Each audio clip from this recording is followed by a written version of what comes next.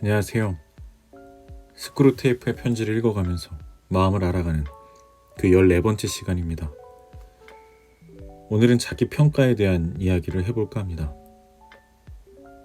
사람들은 자기 자신을 냉정하게 평가하고 싶어 합니다. 여기서 냉정하게 라는 말이 굉장히 유혹적으로 다가옵니다. 어떤 의미에서 냉정하다는 말은 객관적이라는 뜻을 함축하고 있기 때문입니다. 하지만 객관과 주관은 다릅니다. 주관으로서 나는 결코 객관이 될 수 없습니다. 그렇기 때문에 이런 자기평가는 언제고 자신이 가진 가치에 과하게 평가를 내리거나 혹은 박하게 평가를 내리거나 그 둘의 어딘가에 위치하게 됩니다. 이런 평가들을 오르락 내리락 할 때 나타나는 것은 무엇일까요?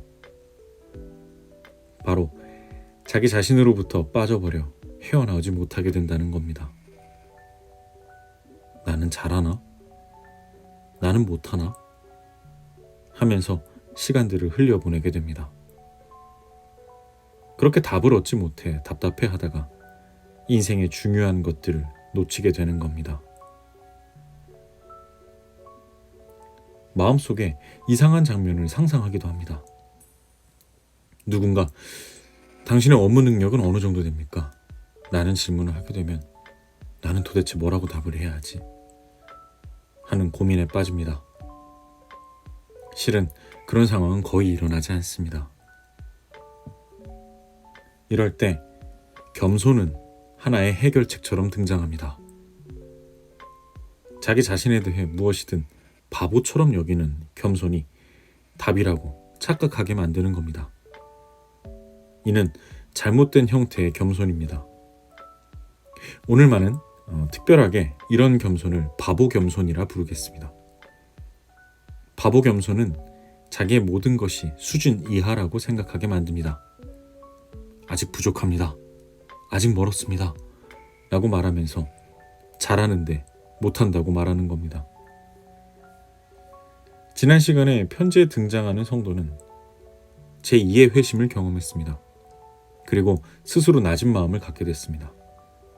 악마는 성도의 그 마음을 공격하기로 마음먹었습니다. 내가 이렇게 겸손해지다니 감탄하도록 유혹했습니다. 성도는 이런 유혹을 물리치고 더 겸손한 마음을 가지려 애썼습니다. 악마는 여기서 포기하지 않고 겸손을 위해 노력하는 자신의 모습을 발견하게 하고는 난 이렇게 겸손을 위해 노력하는구나 라는 다시 교만이 피어날 유혹을 시도했습니다.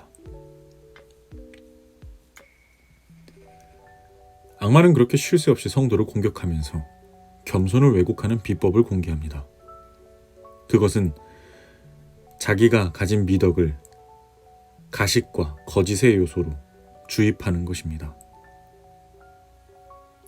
겸손이란 아름다운 여자가 스스로 못난이라고 믿으려고 애쓰며 명석한 남자가 스스로 멍청이라고 믿기 위해 노력하는 것으로 믿게 하는 것입니다.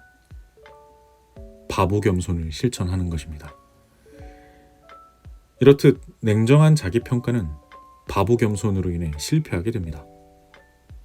과연 자기평가는 가능한 것일까요?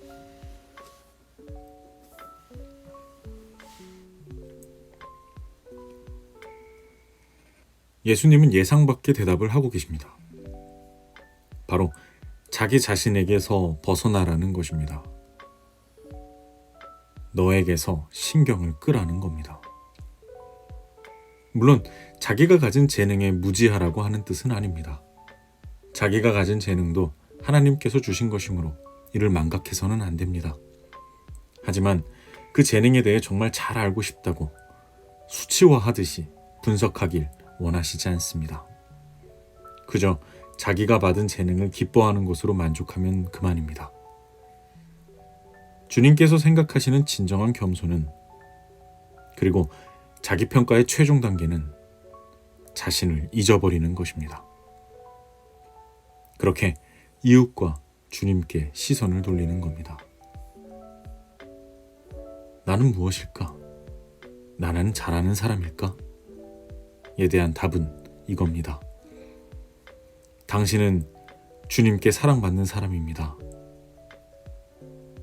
그분께서 당신에게 재능을 주셨고 그 재능을 통해 이웃과 하나님을 사랑하세요. 냉정한 자기평가보다 완전한 자기망각이 더 좋습니다. 그렇게 자기 세상으로부터 나오세요. 다음 주에 뵙겠습니다. 한 주간 마음 잘 지키시고요. 이 편지를 읽는 여러분은 악마가 거짓말쟁이임을 기억할 필요가 있습니다.